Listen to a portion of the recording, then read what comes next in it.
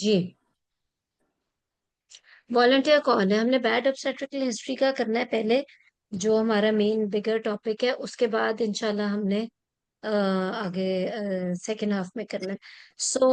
Ji, presenter please आप करें, वरना हम शहर से कर लेते हैं प्रेजेंट। मैडम मैं हूँ हमना।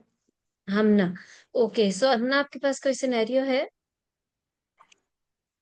मैडम आप दे दें। ठीक है। So patient is gravida 5 para 0 + 4, and she is here with a pregnancy test positive report, okay and ma'am. she has history of all first trimester miscarriages. So how will you uh, manage her? Structure discussion कर लेते हैं, ठीक है? Okay ma'am. Patient is okay thirty ma'am five after years of age 35 years। ठीक है। Okay, ma'am. After mutual introduction and rapport building, I will take the focused history of the patient from the patient. I will take the missing demographic details from the patient. That is, since how long she is married for, whether this is first marriage of both partner, whether this is consensual marriage or not, and whether what is the occupation and educational status, and last menstrual period, whether she is short of date or not, and whether period is regular or irregular. Then, madam, I will ask her about her previous obstetrical history in detail. What was the cause of the previous miscarriages, whether ultrasound was done during the early pregnancy to check the fetal cardiac activity, and whether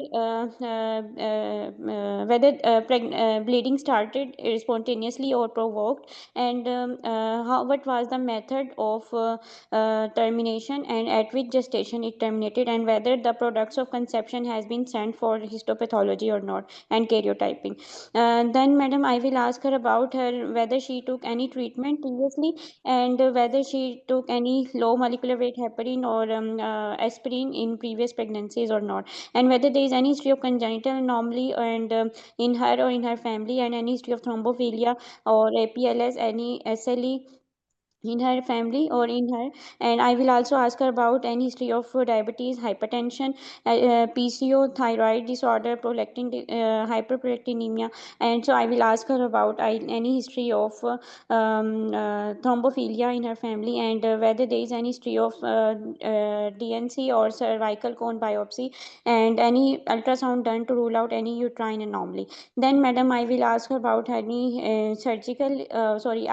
any history of drug allergy, and I will ask about whether this pregnancy is confirmed by beta HCG or urine pregnancy test, and whether she is taking any form of folic acid or low molecular weight heparin in this pregnancy or not. And then I will also ask about any history of nausea, vomiting in this pregnancy, and any history of any history of bleeding or leaking or any discharge of vagina. Then, madam, I will ask about any personal and economic history, like any history of caffeine or smoking, alcohol intake, and what is the blood group of the patient, and what is the blood group, and what is the weight of the patient. Then I will proceed towards the examination. In the examination, I will go for the vitals to rule out any to check general health of the patient and to rule out any comorbid. Her pallor and thyroid examination, and breast examination, and I will check her बस यही ma'am इसमें करेंगे। Ma'am, is there any positive finding in the history and examination? अच्छा, नहीं देखो, you were good. हम ना आपकी स्पीच बड़ी क्लियर है, बहुत अच्छा है, लेकिन आप तो सिर्फ बुक्स की बातें कर रहे हो ना। बुक्स से तो आप पास होके आ गए हो। मतलब obviously whoever is sitting for the extended talks theory pass करके आया है। ये थ्योरी मतलब ठीक है, अगर आपकी हिस्ट्री ऐसे हो और आप आगे अच्छा बहुत एक्स्ट्रॉर्डनरी मैनेजमेंट बता दो तो पास हो जाओगे, वरना you will get like between 55 and 60। ठीक है, तो ये ठीक बात नहीं है। मैंने आप लोगों से कहा है कि जब तक 70% की तैयारी नहीं करके जाएंगे तब तक पास ही नहीं हो सकते, क्योंकि तब तक 60% नहीं आएंगे।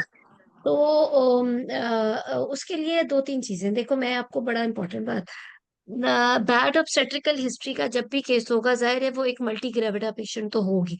या वो ग्रेविडा 5 पैरा 0+4 होगी, या वो इवन ग्रेविडा पैरा 0+10 होगी, या फिर वो हो सकता है ग्रेविडा 5 पैरा 2+4 हो, सेकेंड ट्राइमेस्टर मिसकैरेजेस भी हो।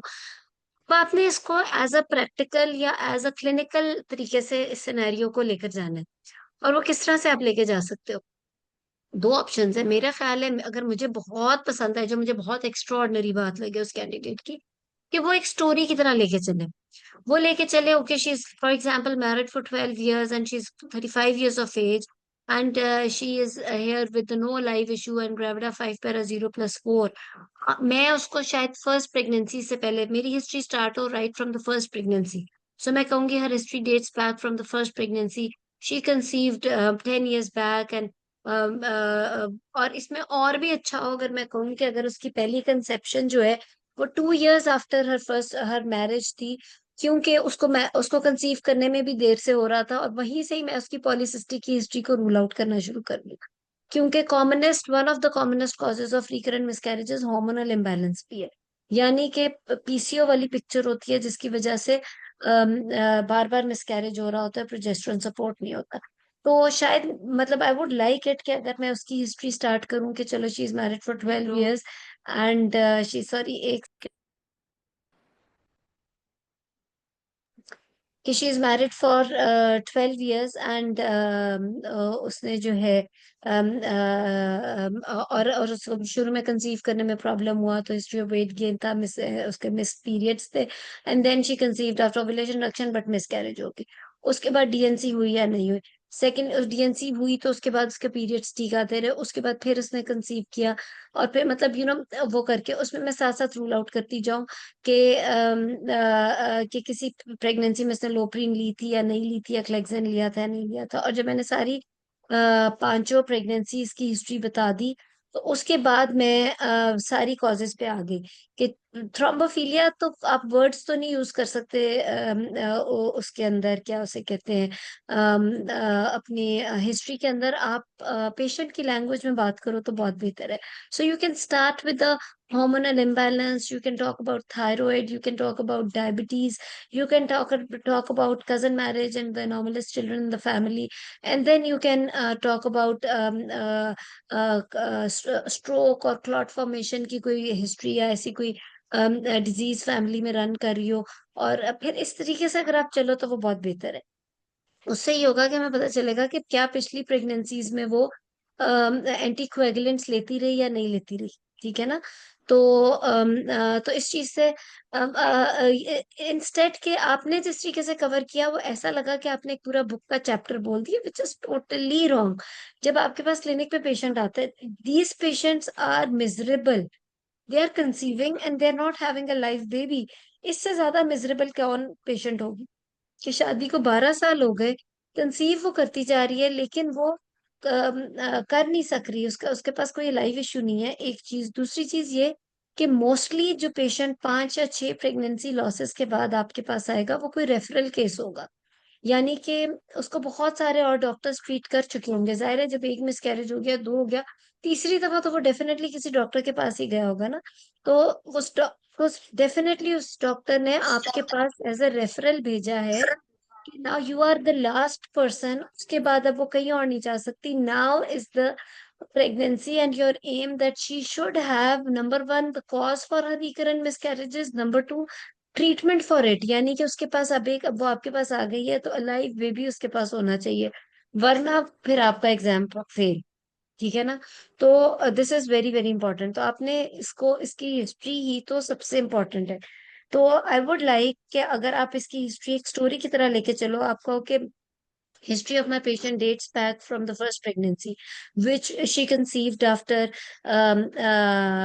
क्या उसे कहते हैं, सॉरी मैं चार्जिंग देती हूँ, हाँ, which she conceived maybe 2 years after her marriage or maybe this, okay, and there was history of weight gain और missed periods। उससे आप पता चलेगा कि आपके जहन में है।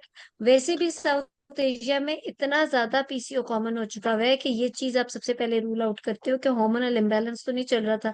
साथ ही थायराइड रूल आउट कर लो, साथ ही शुगर का रूल आउट कर लो, और फिर उसके बाद करो कि हाउ वाज शी डायग्नोस, क्या वो प्रेगनेंसी सही में पता भी चली थी कि नहीं, और उस तरीके से आप लेके।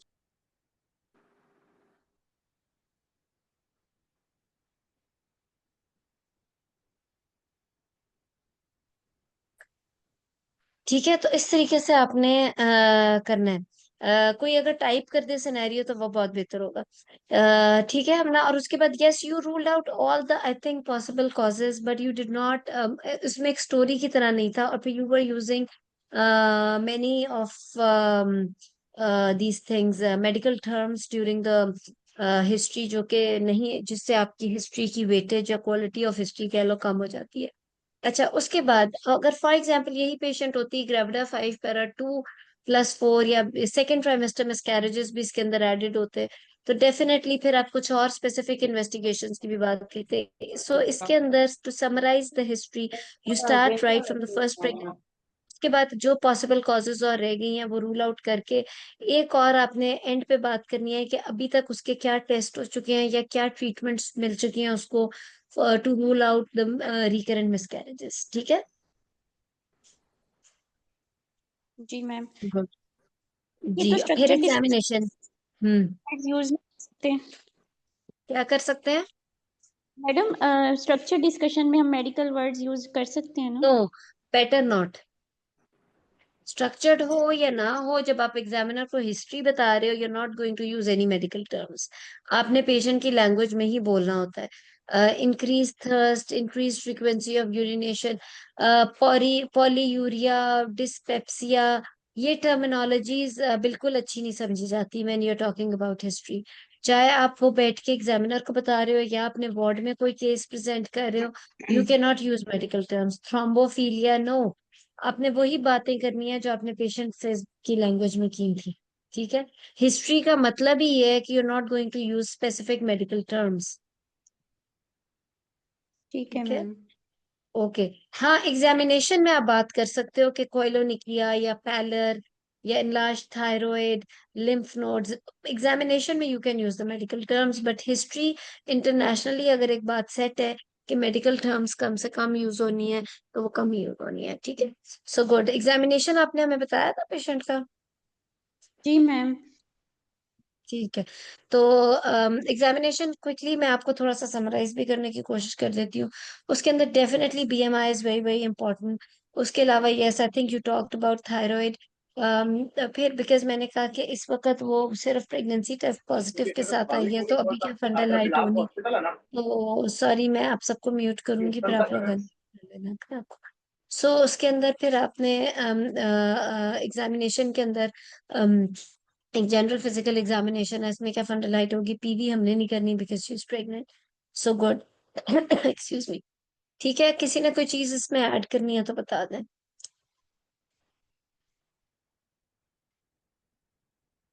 एग्जामिनेशन अगर आपका शॉर्ट केस बहुत नहीं है, देखो एक तो होता है 10 मिनट में आपने हिस्ट्री एग्जामिनेशन, इन्वेस्टिगेशन और मैनेजमेंट की बात करनी है, तो उसके फिर आपका जो एग्जामिनेशन है वो सिर्फ स्पेसिफिक एग्जामिनेशन होगा।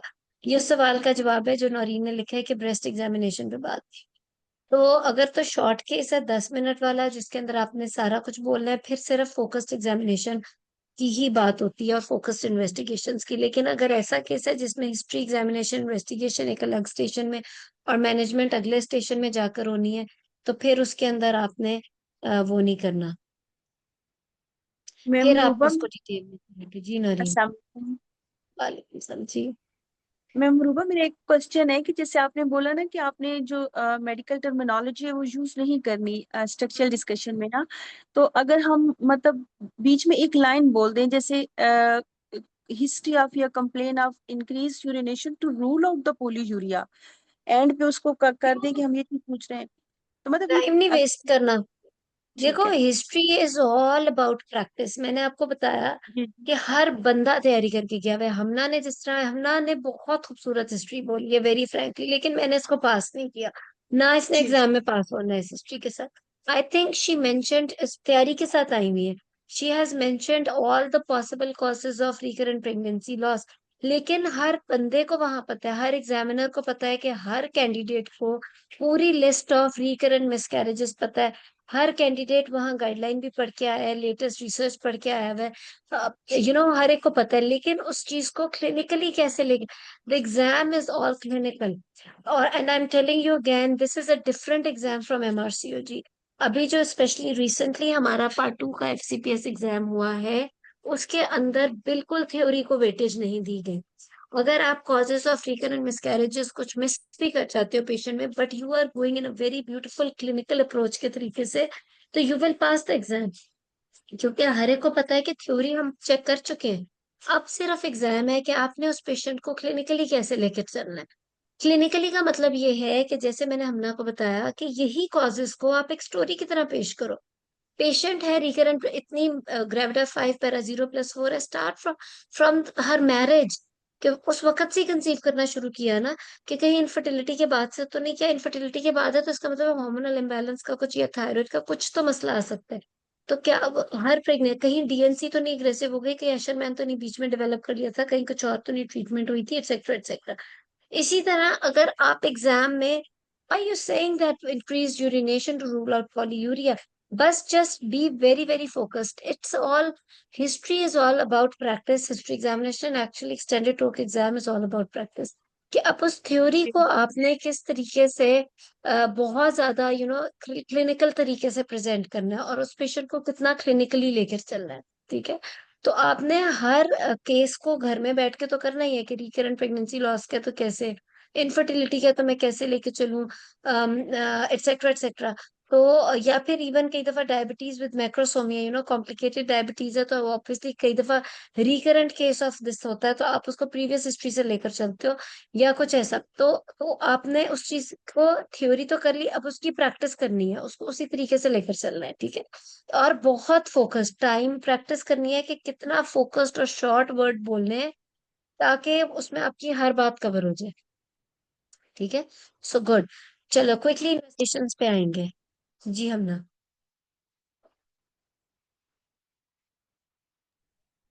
जी ma'am. Ma'am, then I will proceed towards the investigation, in which first of all I will check her baseline investigation.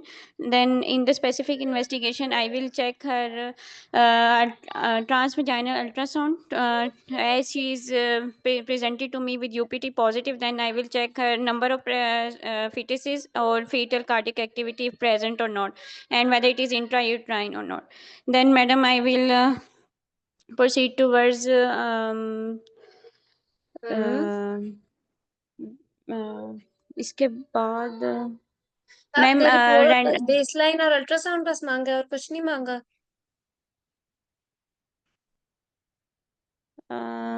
किसी ने कुछ और मांगना है तो बताएं। मैडम एनी यूट्राइन और नेक्सल पैथोलॉजी भी इसमें साथ ही देख लेंगे। वो तो अल्ट्रासाउंड हो गया, कोई और टेस्ट? रिकरेंट मैम मिसकैरेजेस का केस है। हम्म। और इसमें ma'am fasting blood sugar level as she is pregnant, and thyroid function test. ठीक है। और मैम प्रीवियस देखो, रिकॉर्ड रिव्यू करेंगे अगर उसका कोई वर्कअप हुआ हुआ है तो। वर्कअप से क्या मुराद? Madam, any anti-phospholipid antibodies if done, or any products of conception which has been sent, and karyotyping done or not. Third third pregnancy. अच्छा देखो, ठीक है, okay good, you were good. लेकिन अगेन, एक तो जब आप ब्लड टेस्ट बोल रहे हो तो सारे ब्लड टेस्ट बोलो। जब बेसलाइन बोल दिया तो फास्टिंग तो नहीं, HbA1c कराते हैं ना फर्स्ट ट्राइमेस्टर में तो। नंबर 2 ये है कि थायराइड फंक्शन टेस्ट, फिर बोलो प्रेगनेंसी में क्या thyroid function test, free T3, free T4 and TSH। If you are saying कि I would like to see the review before pregnancy if any tests were done, तो बोलो तो सही ना। आप अपनी थ्योरी भी तो झाड़ो थोड़ी सी। आप बोलो कि बिफोर प्रेगनेंसी या पिछली किसी प्रेगनेंसी के एटलीस्ट 3 मंथ्स के बाद अगर उसका कोई टेस्ट हुआ है, उसको APLS स्क्रीनिंग ना बोलो, अब बोलो कौन से टेस्ट, एंटी कार्डियोलिपिड एंटीबॉडीज और एंटीफॉस्फोलिप, ये ल्यूपिस एंटीकोएगुलेंट, ग्लाइकोप्रोटीन, वो बोलो, ताकि आपके एग्जामिनर को पता चले कि आपको थ्योरी पता है। उसके बाद आप बोलो कि पिछली जितनी DNCs या जितने भी हुआ था उसमें किसी भी प्रोडक्ट्स ऑफ कंसेप्शन का कैरियोटाइपिंग या हस्बैंड वाइफ की कोई कैरियोटाइपिंग हुई थी या नहीं हुई थी। उसके अलावा आप उसका ये तो वो पेशेंट है हम ना, मैंने आपको भी क्लास के शुरू में कह दिया कि if you are seeing any patient in your life who has lost 5 pregnancies, who, अब डेफिनेटली आप देख चुके होगे अपने ट्रेनिंग में ग्रेविडा 11 और gravida 12 para 1 + 10 sitting in front of you, a lady who has lost 10 children. मैंने खुद ऐसे पेशेंट्स देखे हैं जिनके टर्म पे आईयूडीज होते थे और 5 5 सिजेरियन हुए हुए थे। इन औरतों बेचारियों की जिंदगी तो देखो ना क्या है। Try to understand how can you just leave them without investigating the cause. इसके लिए तो आपको जिस हद तक जाना पड़े, आपने वो इन्वेस्टिगेशंस करानी है। Let the examiner know these emotions, अपने इमोशंस उसे शो कराओ कि how much you know the misery of these women जो इस वक्त आपके सामने आ गई है, जिसकी 5, मैंने तो अभी सिर्फ 5 कराए, अगर ये 10 होता है, 5 वाली का भी दिमाग खराब हो चुका होता है बेचारी का। ठीक है। तो अब आपने उसके अंदर हर हर चीज, उसकी हर हर चीज बोलो, मुझे फ्री T3 चाहिए, मुझे फ्री T4 चाहिए, मुझे TSH चाहिए, मुझे ये एंटीकोएगुलेंट चाहिए, एंटी ये ल्यूपस एंटीकोएगुलेंट चाहिए, और कौन सा चाहिए, बिफोर प्रेगनेंसी या पिछली प्रेगनेंसी के 3 मंथ्स के बाद हुआ हुआ है या नहीं। फिर थ्रोम्बोफीलिया प्रोफाइल चाहिए। थ्रोम्बोफीलिया प्रोफाइल बेशक पूरा बोल भी दो कि प्रोटीन C, प्रोटीन S, एंटीथ्रोपिन 3, बेशक बोल दो, फैक्टर 5 लेड, मुझे मतलब इसके लिए तो अगर डिपार्टमेंट में चैरिटी शुरू हो जाती है, अगर ऐसी कोई औरत आ जाए और उसको ट्रीट करना पड़ जाए, आप लोग सब ट्रेनिंग करते हो। गवर्नमेंट हॉस्पिटल्स में अगर ये फैसिलिटी नहीं है तो डॉक्टर्स का अपना एक चैरिटी ग्रुप बना होता है, they really want her to be treated. So ये चीजें अपनी बोलो, ये सब investigation, how can you just keep quiet after after ultrasound report. आपको तो इसकी एक एक चीज तक पहुंचना है कि कोई रिपोर्ट, कोई वजह मिल जाए मुझे। ठीक है। तो आपने ये सारे टेस्ट कराने हैं। उसके अलावा प्रीवियस DNCs की कोई रिपोर्ट, कोई कोई हिस्टोपैथोलॉजी चाहिए, कोई मोलर तो नहीं रह गई, एक्सेट्रा एक्सेट्रा। तो ये सारा कुछ आपने हर सूरत उसका मांगना है। आपका वाइवा बहुत एक्सेलेंट जा रहा हो, ब्यूटीफुल हिस्ट्री एग्जामिनेशन हो, लेकिन इन्वेस्टिगेशंस में इस तरह के केस में you can simply fail, and frankly you should fail, because investigation ही तो सारी चीज है। How can you treat this patient if you don't know the cause. ठीक है। तो आपने हर पॉसिबल चीज एग्जामिनर को बता देनी है कि मैं इसकी कॉज ढूंढने के लिए इस हद तक जाऊंगी। ठीक है। So this is how you should do it. Good. Short profile का इसमें कोई रोल नहीं है भरता। Investigations for infection for recurrent miscarriages has nothing to do with it. उसकी वजह ये है कि एक चीज तो ये कि इन्फेक्शन एक दफा में होती है, वो रिकरेंट मिसकैरेज नहीं कराता। दूसरा ये कि इस वक्त अगर वो UPT पॉजिटिव के साथ आई है and she doesn't have any history of fever etcetera etcetera, तो what's the point in going into that line. ठीक है। सो ब्लंडर्स भी नहीं मारने। गुड। सो चलें, किसी ने कुछ और भी ऐड करना है? चैट पे आप लोग अच्छी बातें लिख रहे हो। प्रोलैक्टिन का कोई रोल नहीं है खास। यस, टी वही थायराइड प्रोफाइल, HbA1c, बिल्कुल। Excuse me. ठीक है। तो प्रीवियस उसकी है ना प्रेगनेंसीज का रिकॉर्ड मांगोगे जी। मैडम, अब तो वैसे भी प्रेग्नेंट है ना, तो इसलिए भी थोड़ी लिमिटेड हो गई है इन्वेस्टिगेशन, वैसे तो हम नहीं, पूरा वर्कअप करवा। आपके लिए वो लिमिटेड नहीं है। आपने पेशेंट आपके सामने आता है तो क्या आप उसे कहते नहीं हो कि जिंदगी में कभी अल्फा ये नहीं हुआ आपका, APLS का डायग्नोसिस कभी नहीं बना? क्या पहले आपका कभी थायराइड प्रोफाइल नहीं, ये क्या कहते हैं, थ्रोम्बोफीलिया स्क्रीनिंग नहीं हुई? ये सारी चीजें आप पेशेंट से मंगवाते हो अगर हो। प्रीवियस रिकॉर्ड, प्रीवियस प्रेगनेंसीज का कोई रिकॉर्ड, कोई प्रीवियस प्रेगनेंसी की बायोप्सी की रिपोर्ट मौजूद हो, कोई हिस्टोपैथोलॉजी, ये क्या उसे कहते हैं, कैरियोटाइपिंग की कोई रिकॉर्ड में मौजूद हो प्रीवियस प्रेगनेंसीज का। This does not mean that if she is UPT positive you just don't talk about any previous investigations. इसमें तो सारा रोल ही प्रीवियस इन्वेस्टिगेशंस का है। ठीक है ना। LH FSH इस केस में नहीं मांगना। PCO is not diagnosed after LH FSH। PCO का डायग्नोस्टिक क्राइटेरिया कुछ और है। ठीक है। LH FSH रिकरेंट मिसकैरेजेस में कोई रोल नहीं है। Okay, good. सो आगे आई थिंक इन्वेस्टिगेशंस में यही। सो आपने अगली पिछली सारी इन्वेस्टिगेशंस की बात करनी है पेशेंट से। मैनेजमेंट। जी, हम ना। Okay, ma'am. Madam, I will proceed the patient towards the patient in a very empathetic way, as she is having previous 4 recurrent miscarriages and recurrent pregnancy losses. I will approach her in a very empathetic way. I will counsel the patient and the attendants about the current situation. as she is presented to me with just UPT positive report, I will counsel her about the future implication in the pregnancy, and which include increased risk of further pregnancy losses, and also increased risk of preeclampsia, preterm labor, and IUGR and low birth weight. However, I will counsel her that I will involve multidisciplinary team so that these complications can be minimized. In multidisciplinary team, I will involve my senior consultant, my ultrasound specialist, and pediatrician. I will take the pregnancy as a very high risk case. I will start her. I will also prescribe her tender, loving care. As in this case, no cause is identified, so I will start her empirically tablet low molecular weight. Sorry, tablet aspirin 75 milligram OD, as well as low molecular weight heparin, according to her booking body weight, and I will. I will continue this treatment throughout her pregnancy, and with pros and cons. I will also tell her that there is very limited role of the oral or vaginal progesterone, which is only about 4% increase in the live birth rate. So I will take the pregnancy, and I will do anti scan and knuckle translucency scan at the 11 to 13 weeks, and at 12 at 20 weeks I will do a anomaly scan, and OGTT at 20 to 24 weeks. I will do frequent antenatal visit and growth scan every 2 to 4 weekly, and once she is at 36 weeks, I will plan her mode of delivery, and I will discuss with my consultant as well about the mode of delivery. And once she is in, my aim of my management will be normal vaginal delivery at term. In the labor, I will monitor her बस one ठीक है, to one care. एक second हमना। Good. So management आपकी पिछले segment से काफी बेहतर थी। एक दो क्वेश्चंस बड़े अच्छे हुए हैं चैट पे। अच्छा, सो किसी ने क्वेश्चन किया है कि पिछले प्रोडक्ट ऑफ कंसेप्शन का हम क्या टेस्ट कराएंगे। आई टोल्ड हर कि हमने of course histopathology to rule out molar. Number two, karyotyping या जेनेटिक टेस्टिंग।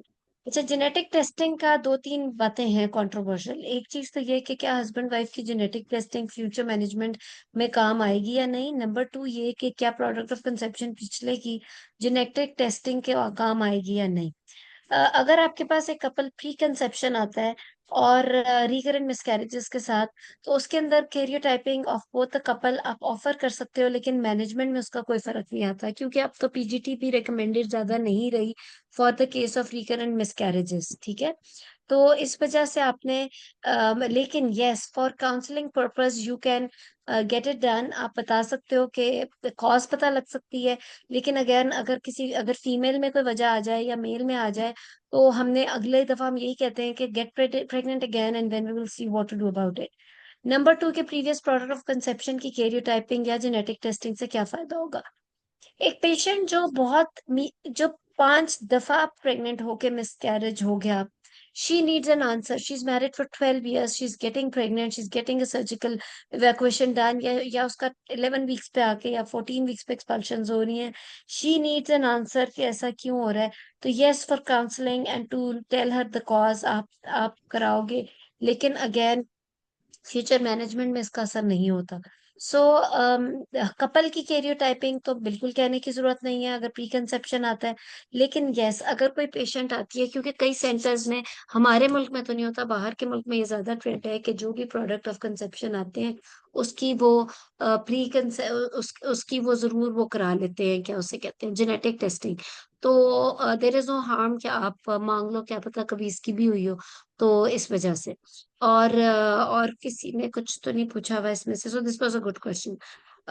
आईवीएफ किसी ने कहा कि टू हेल्प, आईवीएफ या PGT is no more recommended for recurrent miscarriages. उसमें यही कहते हैं कि यू कैन कंसीव और फिर हम आगे देख लेंगे।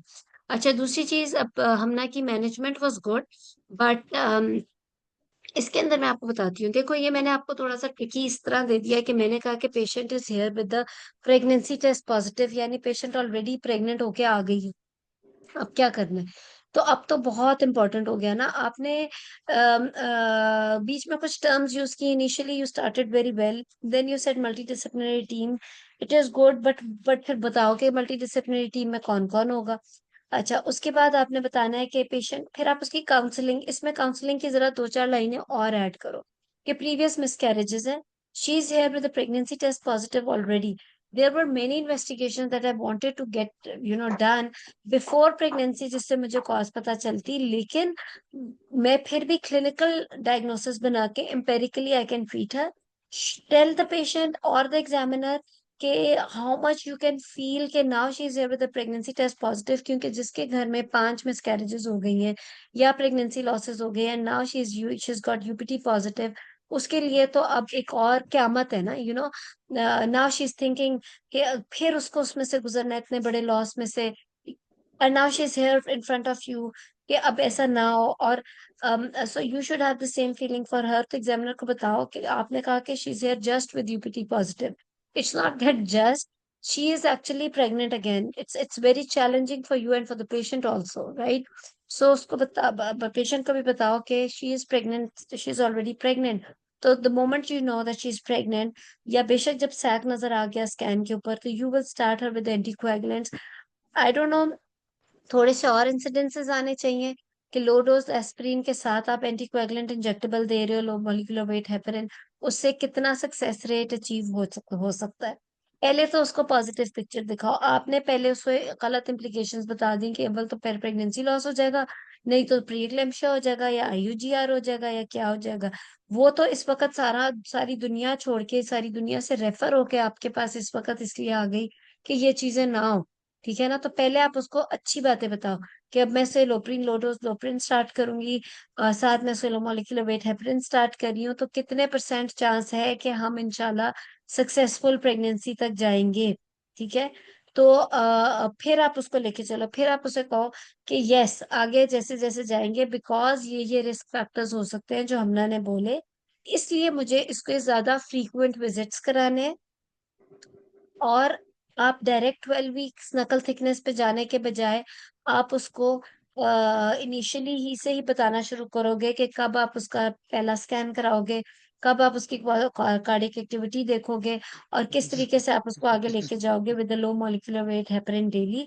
और उसकी डोज आपने कैसे सेट की, सारा एम्फसाइज उस पे होना था कि लो मॉलिक्यूलर वेट का सक्सेस कितना था, उसका डोज आपने कैसे सेट की, सबकुटेनियस लगाया, और उसको आपने फिर आगे किस तरह लेके गए। फिर यहाँ पर इनिशियली फर्स्ट ट्राइमेस्टर में आप उसको जेनेटिक टेस्टिंग भी ऑफर कर सकते हो, which is the free fetal DNA test, और नकल थिकनेस आप उसको ऑफर करोगे। और फिर आप उसको बताओगे कि किसने फ्रीक्वेंटली आप उसका कराना शुरू करोगे टेस्ट। HbA1c आपने कराया, अगर वो नॉर्मल है तो ठीक है, बट 16 वीक्स पे आप उसका अर्ली जीटीटी भी कराओगे। और फिर आप उसका नॉर्मली स्कैन, एंड देन उसके अर्ली फ्रीक्वेंट विजिट्स, और फिर उसका ग्रोथ स्कैन, और फिर किस तरीके से मॉनिटर करोगे। सो फिर कहीं जाके डिलीवरी की बात आ सकती है। तो ओवरऑल, और फिर yes, when you go like this initially, इंशाल्लाह during your clinical practice also, और एग्जाम में भी, फिर इंशाल्लाह डेफिनेटली सक्सेस होता है, और इसमें you really get a live baby, and with a healthy mother at the end. Yes, low molecular weight heparin should be started even before fetal cardiac activity. 6 week से पहले पहले शुरू कर देनी होती है, और टिल 34 वीक्स एटलीस्ट। ठीक है? क्योंकि कार्डियक एक्टिविटी आने से पहले भी तो मिसकैरेज हो सकता है ना। तो मैं तो ये, वैसे तो जो हमारी गाइडलाइंस और किताबों में लिखे है कि प्रेगनेंसी टेस्ट पॉजिटिव आ गया बीटा HCG पे, तो आप स्टार्ट कर दो, बट आई वुड से कि सैक नजर आ जाए इनसाइड द यूट्रस, तो उसके बाद से आप 6 वीक्स के अंदर से 34 वीक्स तक।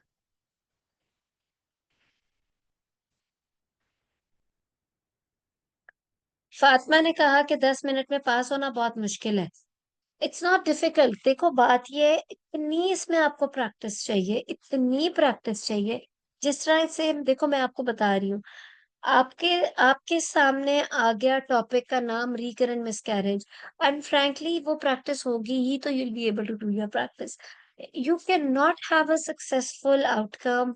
Successful outcome means a healthy baby and a healthy mother. Obviously it does not mean a preterm baby, it does not mean खुदा ना खास्ता eclamptic mother, It means a healthy baby and a healthy mother. If you really know all the points of a recurrent miscarriage, you know how to feel for the patient. Imagine a patient, this just imagine a patient की तरह 0 + 10 sitting in front of you. और आपको पता है कि इंशाल्लाह when you'll get a degree of FCPS, आपके पास ये पेशेंट सारी दुनिया से रेफर होके आ रही है। आपको इसका ट्रीटमेंट हर सूरत निकालना ही है।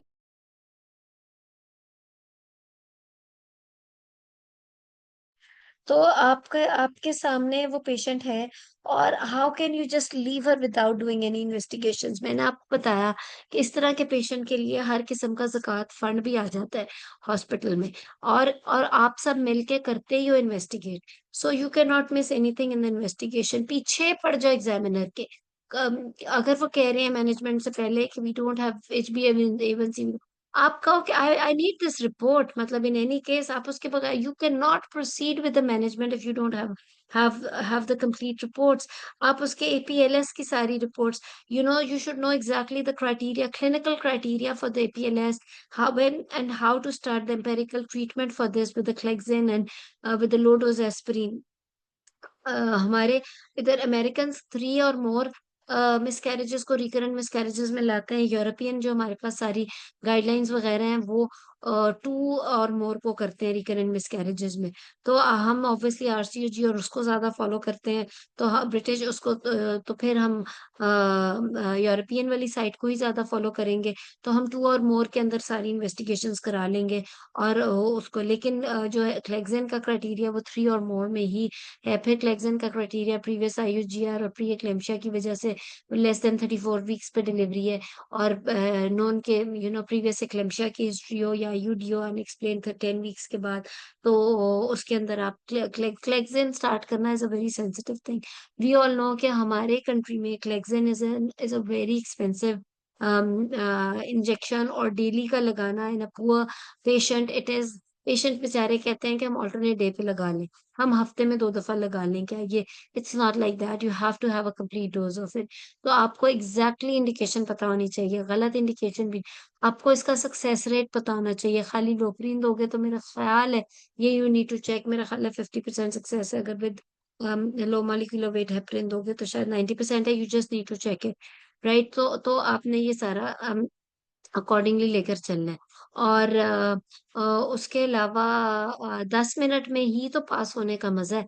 जब आप you know exactly your patient, you know कि आपको इस चीज के लिए क्या चाहिए, और आप आपकी मैनेजमेंट शॉर्ट और जिसे कहते हैं ना शॉर्ट और क्रिस्प हो। एक लाइन में इतनी बातें बोली हो कि सुन के मजा ही आ जाए। ठीक है ना। तो इसकी तो प्रैक्टिस है and I always tell you, specially अगर अभी घर में भी बैठ के कर रहे हो तो आखिरी महीने में 1 महीना तो आप लोगों ने ग्रुप में बैठ के करना है। ग्रुप में बैठ के इतने लोग इतना कुछ बोल रहे होते हैं कि आपका मिलके एक खूबसूरत सी मैनेजमेंट तैयार हो जाती है। तो ये तो इसको इसी तरीके से 2 लोगों का ग्रुप भी ठीक है, लेकिन 5-6 लोगों का हो तो जबरदस्त हो जाता है। उसमें कोई गाइडलाइन की बात कर रहा होता है, कोई पेशेंट्स की क्लिनिकल प्रैक्टिस की बात कर रहा होता है, but always remember this exam is very different from MRCOG exam. पिछले एग्जाम में बहुत सारी लड़कियों ने मार इसी में खा ली कि वो सिर्फ गाइडलाइन की बात करी थी, वो सिर्फ RCOG के हिसाब से बात करी थी। हमारा एग्जाम बिल्कुल मुख्तलिफ है। एग्जामिनर्स को क्लिनिकल अप्रोच चाहिए। पेशेंट recurrent pregnancy losses की है, start your history from the first pregnancy so that you should not miss any recurring cause also, right. अगर आपका पेशेंट, आपने अपने रिसोर्सेज में रह के बात करनी है। आपको पता होना चाहिए कि कौन सी इन्वेस्टिगेशन के बगैर आपका गुजारा ही नहीं है। अब मैंने आपसे कहा हमारे मुल्क में जेनेटिक टेस्टिंग नहीं होती हर एक में, बट चलो प्रीवियस में वालों में मांग लो, क्या पता किसी ने करा लियो। प्राइवेट सेटअप में कुछ patients are so emotional that they say कि हमारे कंसेप्ट प्रोडक्ट्स ऑफ कंसेप्शन को जेनेटिक टेस्टिंग के लिए बाहर के मुल्क में भेजना पड़े तो वहां भी भेजे। हम 1.5-2 लाख इस पे भी खर्चेंगे। We need to know the cause, right. तो यू नेवर नो किसी ने करा लिया हो, लेकिन यू शुड नो कि जेनेटिक टेस्टिंग मेल और फीमेल का फायदा कोई नहीं, क्योंकि अब तो गाइडलाइन में भी PGT is not actually recommended any more for the recurrent miscarriages. वो कहते हैं 7-8 भी रिकरेंट मिसकैरेजेस हुए हैं तो भी पीजीटी का कोई रोल नहीं है। आप एक कपल को कहते हो कि get pregnant again and then we will see कि आगे हमने इसको किस तरीके से लेके जाना है, और फिर वो हो जाता है। और इनमें से कई अगर रिकरेंट हैं भी, yes, miss carriage, early miss carriage itself is a risk factor for the recurrent miss carriages, but eventually एक ना एक तो ठीक कंटिन्यू हो ही जाती है प्रेगनेंसी, ठीक है, स्पेशली अगर वो जेनेटिक हो। तो इस वजह से वो चीज करानी है जिससे आपको मैनेजमेंट में भी फर्क आ रहा हो। Infection is not a cause for the recurrent miscarriages, ठीक है। गुड।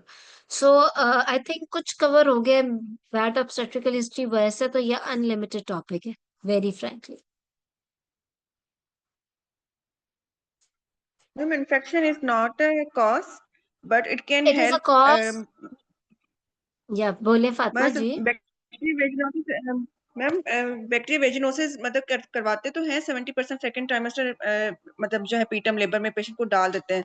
लेकिन मैम कॉज तो नहीं है, लेकिन ये है कि मैम हम उसको एड हेल्प कर सकता है कि हम उसको एम्पेरिकली जब हम ट्रीट कर रहे होते हैं पेशेंट को, यूटीआई हर चीज यानी हमने देखनी होती है। नहीं, नॉट ऐसे एट नहीं ऑल। बोलेंगे? Don't confuse between preterm and recurrent pregnancy loss. आपका बिल्कुल डिफरेंट बात कर रहे हो। Recurrent pregnancy loss because of pre term is pre term labour तो चीज ही और है, उसकी तो कॉजेज ही और है, ठीक है जी ना। जी सही मैम। हम तो recurrent bad obstetrical history because of the recurrent pregnancy loss का केस कर रहे हैं। जी बैक्टीरियल मैम। वेजिनोसिस कहाँ से आ गया? नहीं मैम, गाइडलाइन बैक्टीरिया वेजिनोसिस वाकई में अलग बात कर रही हूँ मैम। मेरे पास एक पेशेंट आई थी इसी तरह, gravida 5 para 0 with 4 miscarriages. Ma'am वो अर्ली पहले ही उसने अपनी किसी फ्रेंड से पूछ के उसने ना मैम ये रुको हेपरिन भाई। मतलब रिलैक्सेशन लगाना शुरू कर दी हुई थी। लेकिन ठीक जब वो है। आई थी मुझे कह रही थी कि मुझे ना सर्कलाज लगाएं। जब मैंने उसका स्पेकुलम किया तो मैम मुझे इतना उसका सीवियर इन्फेक्शन था कि उसके जो है ना पूर्व वल्वा एट्रोफिड हो रहा था, लेबिया माइनोरा भी इन्फेक्शन की वजह से। मैम वो सारा हम्म। ठीक किया तो मैम, लेकिन ये है कि ये सारी चीजें हेल्प कर देती हैं। मतलब पेशेंट को बहुत ज्यादा देखने, जैसे मैम डायबिटीज उसने देखो बाद में फातिमा, उसकी एक अपना अराइज हुई है। कॉन्सेप्ट क्लियर कर लो। फातिमा, एक कॉन्सेप्ट क्लियर कर लो। डोंट थिंक अबाउट के हेल्प करेगा तो मैं ये कर लूं। आपने सारी दुनिया की दवाइयां सब में नहीं लिख के देनी। इस तरह तो हम 6 मल्टीविटामिन क्यों नहीं हर पेशेंट को क्लिनिक पे लिख के देते? B12 भी उसे हेल्प कर देगा, विटामिन डी भी उसे हेल्प कर देगा, आयरन भी उसे हेल्प कर देगा, उसे इंश्योर भी हेल्प कर देगा, उसे तो कैल्शियम भी हेल्प कर देगा। हाँ उसको तो चलो मैं ड्रिप लगवा देती हूँ एक, इसको हेल्प तो कर ही देगा ना जी ma'am. Hydration. Why do know, hmm. You are a doctor. आप एक स्पेशलिस्ट कंसल्टेंट बनने जा रहे हो। Be specific about the indications. ये तो बिल्कुल ठीक बात नहीं है, बिल्कुल भी नहीं। अपनी क्लिनिकल प्रैक्टिस में भी ऐसे नहीं करना। सर्कलाज है, उसकी आपको गाइडलाइन, आपको इंडिकेशंस पता है कि क्या सर्कलाज की इंडिकेशंस है। उसकी तो वो तो उन्होंने इतना जबरदस्त गाइडलाइंस है कि उसमें उन्होंने history indicated cerclage, ultrasound indicated cerclage, emergency cerclage, transabdominal cerclage, exactly कब क्या करना है लिखा हुआ, ठीक है। तो क्लेक्सेन कब शुरू करना है मैंने आपको एग्जैक्ट बताया है कि 6 वीक्स के अंदर अंदर, और 34 वीक्स तक। हमारे पास तो ये जी चीज भी ब्लैक एंड व्हाइट है कि हमने किस पेशेंट को किस वक्त डिलीवर करना है। क्या हम ये कहते हैं कि डायबिटीज है तो चलो हेल्प कर देगा, हम 37 पे कर दे? नहीं, उसका तो टीटीएन भी हो सकता है। हमें हर चीज ब्लैक एंड व्हाइट है। या आप एफसीपीएस का एग्जाम देने जा रहे हो, आपको एग्जैक्ट जस्टिफाइड पता हो विद रेफरेंसेस कि आप क्या बात कर रहे हो। हेल्प कर देने वाली बात नहीं आपने करनी। किसी ने यहाँ कहा कि क्या हम 34 वीक्स पे बैड ऑब्स्टेट्रिकल हिस्ट्री को करेंगे? भाई क्यों 34 वीक्स पे करोगे? नहीं, आपने टर्म तक लेके जाना है। आपने आप कॉज उसकी ट्रीट करें। मैंने कहा क्लेक्सेन बैड ऑब्स्टेट्रिकल हिस्ट्री में एटलीस्ट 34 वीक्स तक देनी है, एटलीस्ट। अगर वो थ्रोम्बोफीलिया का है फिर तो लो मॉलिक्यूलर वेट हेपरिन का जो क्राइटेरिया है उसकी भी दो अलग गाइडलाइंस है हमारे पास, थ्रोम्बोफीलिया की प्रिवेंशन ट्रीटमेंट की, ठीक है। तो वो अलग अलग हो जाएगा।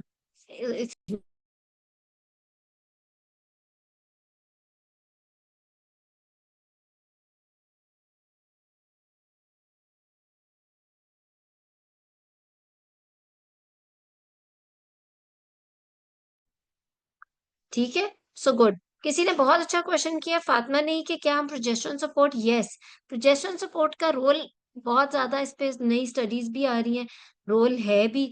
इसके अंदर ये होता है कि आपने प्रोजेस्टेरोन सपोर्ट बेसिकली उसमें ही है ना जिसमें हार्मोनल इम्बैलेंस सस्पेक्ट कर रहे थे, और हार्मोनल इम्बैलेंस तो क्लिनिकल है प्योर, तो देयर इज नो हार्म कि यस आप प्रोजेस्टेरोन सपोर्ट उसको दोगे। ठीक है, गुड। तो बड़े अच्छे क्वेश्चंस आपने किए, आई होप कि आपको क्लियर हुआ होगा कॉन्सेप्ट्स। जी मैम हमारे पास वार्ड में एक पेशेंट है, उसके 12 मिसकैरेजेस हुए हैं। पहले उसके सारे फर्स्ट ट्राइमेस्टर मिसकैरेजेस, कोई 5 मिसकैरेज उसके फर्स्ट ट्राइमेस्टर में हुए, कोई 2 मंथ्स, कोई 3 मंथ्स, उसके बाद कोई 4 मंथ और 5 मंथ में भी उसके बाद हुए ना। मिजरेबल।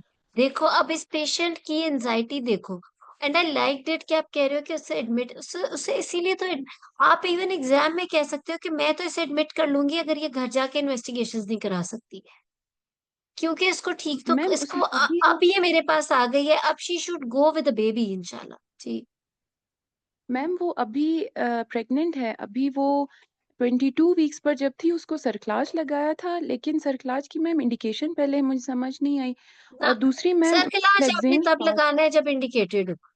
अगर तो जी उसकी सेकेंड ट्राइमेस्टर एक मिसकैरेज है या फिर प्रीवियस, मतलब ये आपको पता है second unexplained expulsion is an indication for cerclage, हर एक को उठा के सर्कलाज नहीं लगा देना, उसकी अपनी कॉम्प्लिकेशंस भी होती हैं। ठीक है,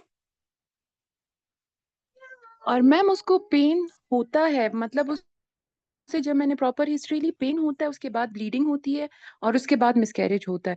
और उसको अभी वो सरक्लाज कितने लगाए, वीक्स पे? सरक्लाज के बाद अभी मैम वो 26 पे पहुंच गई है। नहीं, 4 पिछली जो वीक वो पेन के एडमिट थी साथ मिसकैरेज होता है। मैम, वो सारे इसके 2022 इसी तरह से मिसकैरेज हाँ हुए तो हैं। इसमें तो सर्कलाज लगेगा ना, सेकेंड ट्राइमेस्टर मिसकैरेजेस है।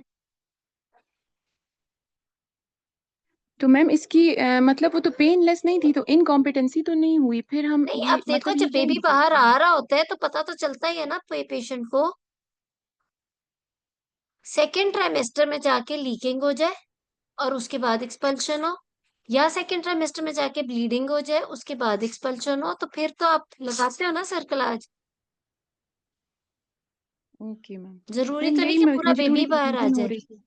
जी हाँ जी नहीं, जी। सेकेंड ट्राइमेस्टर लॉस में सर्कलाज लगता है। ओके मैम, अभी वो ब्लीड भी कर रही थी, उसका हमने स्कैन करवाया था, उसका रीट्रो प्लेसेंटल स्मॉल हीमाटोमा आया था, उसके बस वो तो बावजूद भी फिर वो आप अकॉर्डिंगली ट्रीट। कंसल्टेंट ने कहा कि उसको क्लेक्सेन मतलब कंटिन्यू रखें, तो मैम अब ये थोड़ा ऐसे सा कंटिन्यू। कंट्रोवर्शियल है सब।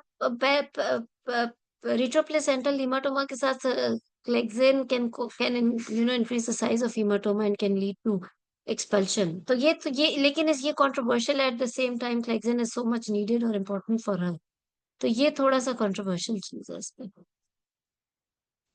ठीक है, अगर सेकेंड ट्राइमेस्टर लॉसेस है और पेशेंट प्रेगनेंसी से पहले आती है तो ऑब्वियसली आप उसकी हिस्ट्रोस्कोपी भी करते हो, और कोई सेप्टम या बायकॉन्जुगेट ऐसी चीज है तो वो रूल आउट करके अकॉर्डिंगली ट्रीट भी करते हो।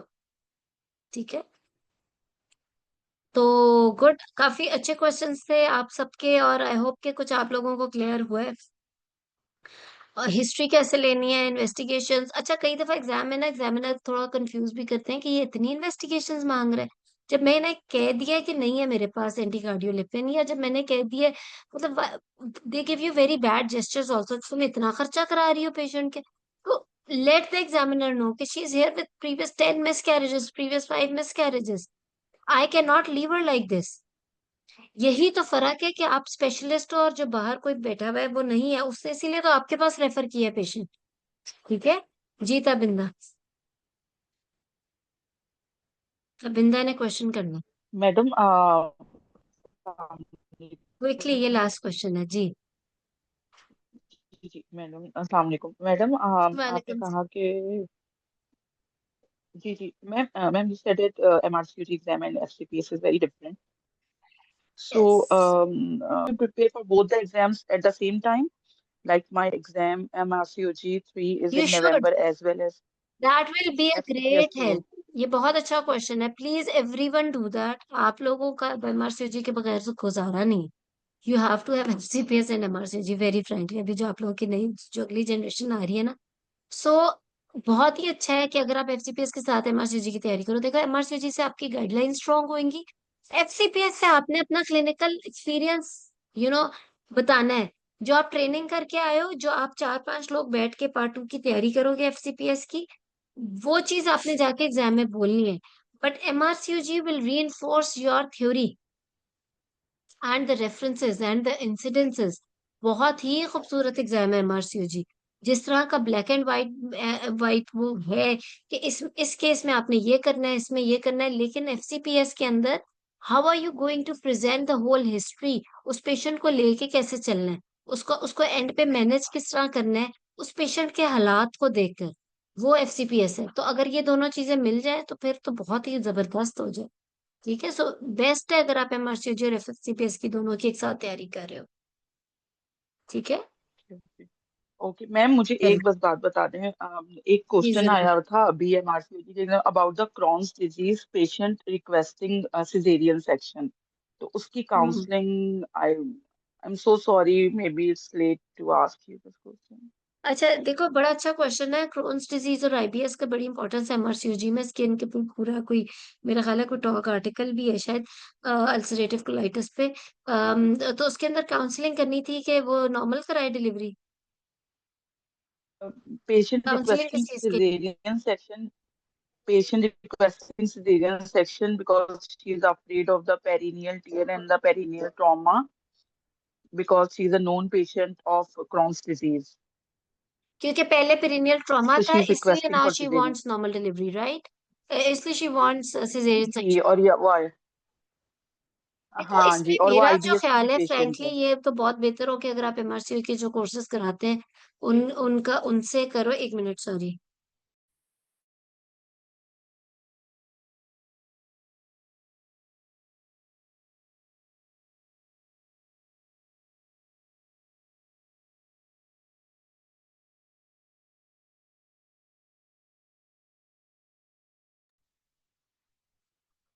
सो मैं आपको ये कहती थी कि बट इसके अंदर आई थिंक आपने प्रोज एंड कॉन्स बताने हैं caesarean section versus normal delivery के। और even if at the end she wants caesarean section, तो फिर आपने पेशेंट की विश को रिस्पेक्ट करना है। Okay madam. और इसमें इंसिडेंसेस एमआरसीजी में तो बहुत ज्यादा है, बहुत इंपॉर्टेंट है कि नॉर्मल डिलीवरी में क्या चांसेस हैं अब उसको पेरिनियल टीयर्स के, और अब सिजेरियन में क्या चांसेस हैं पेरिनेटल इसके मॉर्बिडिटी के, और वो सारा कुछ। ठीक है, बेबी को भी और मदर को भी इंसिडेंसेस बोलने हैं, pros and cons of normal delivery versus caesarean section. अच्छा मैडम, मेरा भी एक और मैम क्वेश्चन है कोई आपसे कि को मैंने अभी एमटीपीएस किया है बस तो लास्ट क्वेश्चन, जी जी। सॉरी मैडम, ये आउट ऑफ कॉन्टेक्स्ट क्वेश्चन है, लेकिन मैं आपसे पूछना हम्म चाह रही थी कि मैंने अभी एमसीपीएस क्लियर किया है। आपके भी लेक्चर्स मैंने वेरी सुने थे, गुड। तो उसका भी थैंक यू मैं आपसे करना चाह रही थी। और दूसरा ये मैं पूछना चाह रही थी कि एमसीपीएस के बाद तो मैडम को इतना मुझे स्कोप नजर नहीं आ रहा है, तो मैं ये सोच रही थी कि अगर मैं एमआरसीयूजी की तरफ प्रोसीड करूँ तो आप मुझे इसके लिए क्या वो करेंगी, क्योंकि मेरी एज भी 38 ईयर्स हो गई है अब ना। तो अब मैं अगर एज एफसीपीएस तो बड़ी करूंगी यंग तो है, मैं अभी भाई और वेरी यंग, आप तो एफसीपीएस भी कर सकते हो।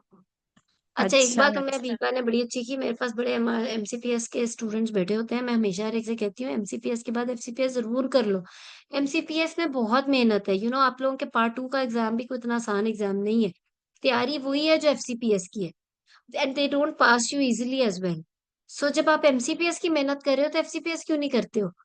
तो yes, you should do FCPS and MRCOG both, that will be great. MRCOG तो आप कर ही लोगे ना घर बैठ के भी थ्योरी करके, तो एमआरसीयूजी जरूर कर लो। लेकिन अगर आप और स्कोप देखना चाह रहे हो तो गो अहेड विथ एफसीपीएस। अभी तो आप बहुत यंग हो, लोग तो बड़ी बड़ी एज में बड़ा बड़ा कुछ करते हैं, आपका तो your only in 30s, come on. ठीक है ना? थैंक यू कई मैडम। लोग ट्रेनिंग शुरू करते हैं इस एज में, सो कोई एज का कुछ नहीं हुआ, but you should do more degrees, I have to say. ठीक है, एमआरसीजी तो आप घर बैठ के भी अब कर सकते हैं। If you have done MCPS, you just need to study and take your exam, वो आप चाहे घर बैठ के करो। बट एफसीपीएस में ऑफ कोर्स आपको ट्रेनिंग और करनी पड़ेगी, तो साथ साथ अगर कर जॉब है वहीं पे तो उसको एफसीपीएस ट्रेनिंग ज्वाइन करा लो, और साथ एफसीपीएस, क्योंकि तैयारी तो कर चुके हो एफसीपीएस की, अगर एमसीपीएस क्लियर कर लिया। इसका एक ही बात है, एफसीपीएस एमसीपीएस एग्जाम, लेकिन वैल्यू वाकई बहुत फर्क है। सो एमसीपीएस वालों को एफसीपीएस ऐसे ही कर लेना चाहिए। ठीक है, सो गुड। Good luck. इंशाल्लाह फिर नेक्स्ट मुलाकात आपसे होगी संडे को।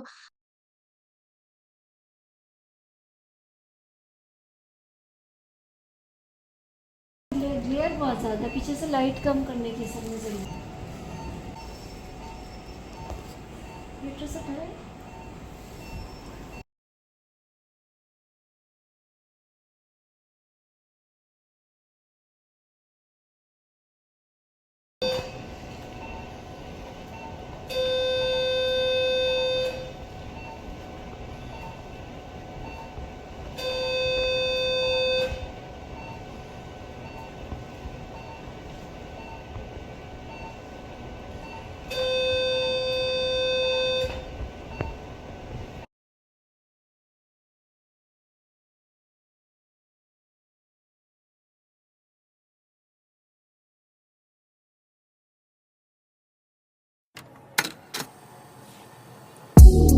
Yeah, baby, and I got making beautiful, but baby, you want me to let